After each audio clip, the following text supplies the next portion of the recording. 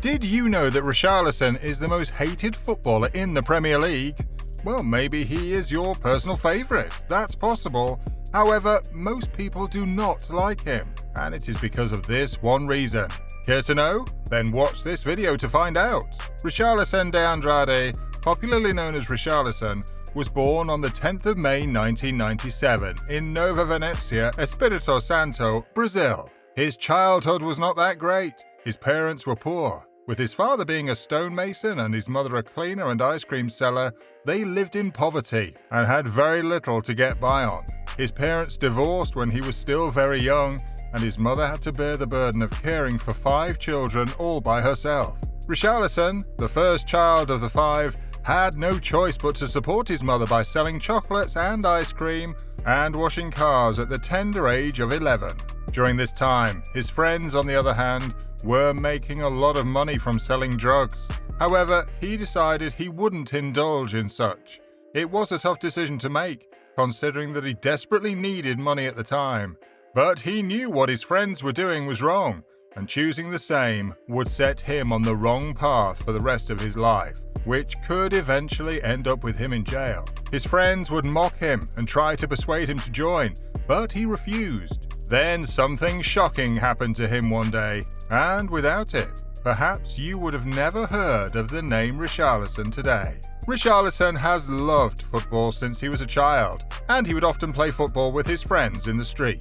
Then, one fateful day, should I even call it fateful? I think fateful would be better because what happened could have sealed his fate forever. See why I said that? On that particular day, he was just returning with his friend after playing football, as his norm was, when someone crossed both of them, holding a gun in his hand. He threatened to kill him, telling him he would never sell drugs on that street again. He was afraid and pleaded, telling him he didn't sell drugs and had not even seen it before. However, the man didn't budge. Apparently, he had mistaken him for another person. Well, fortunately for him and his friend, the man changed his mind, warned them, and allowed them to go. He never returned to that street again. After then, he knew football was his only path to becoming successful, and started to travel around Brazil with several attempts to get signed into professional clubs. Still, no club was willing to accept him. He became discouraged and began to rethink his life choices. Maybe football wasn't his path, and maybe he should try other things. He didn't stop playing for his local club, Real Noroeste, anyway. However, the defining moment of his life happened a few years later, when he was 17, and this changed everything. One day, he, his father, and his cousins went fishing in the pond on the land where his father worked. The land had 3 ponds, and the landowner sternly warned his father never to fish in the 3rd pond. They started fishing. They had a lot of fun and enjoyed themselves, but couldn't catch any fish. Richarlison and his cousins decided to check out the 3rd pond just before they left, and surprisingly, they caught a fish. They became very excited, and as Richarlison tried to reel it in, the landowner spotted them and got furious. He started to rain insults on his father and berate him. He called him a nobody and said he would soon end up back on the street if he weren't careful. His father could have been used to this, but getting embarrassed before his teenage son was the height of it.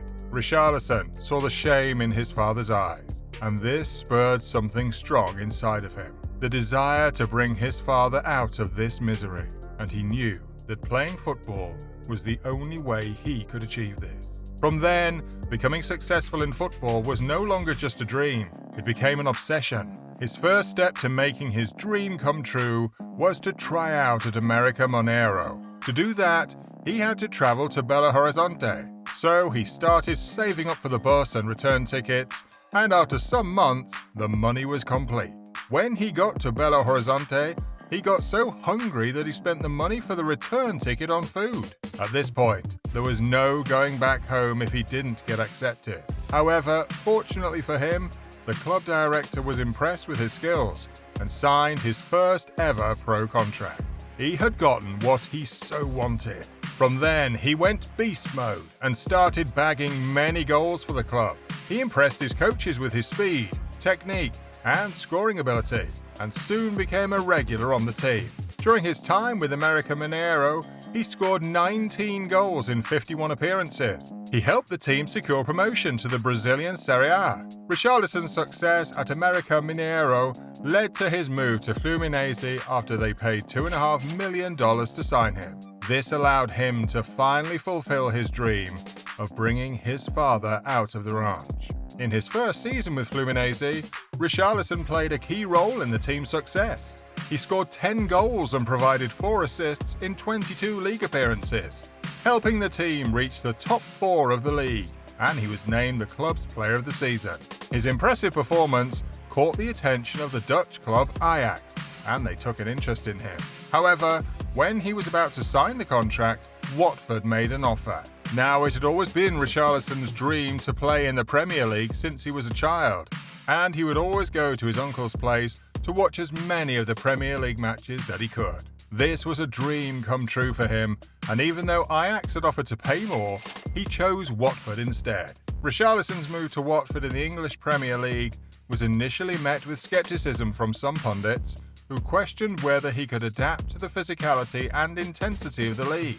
However, Richarlison quickly silenced his critics with his impressive performances. He scored his first goal for the club in his second game, and went on to score a total of 5 goals in his first 12 appearances.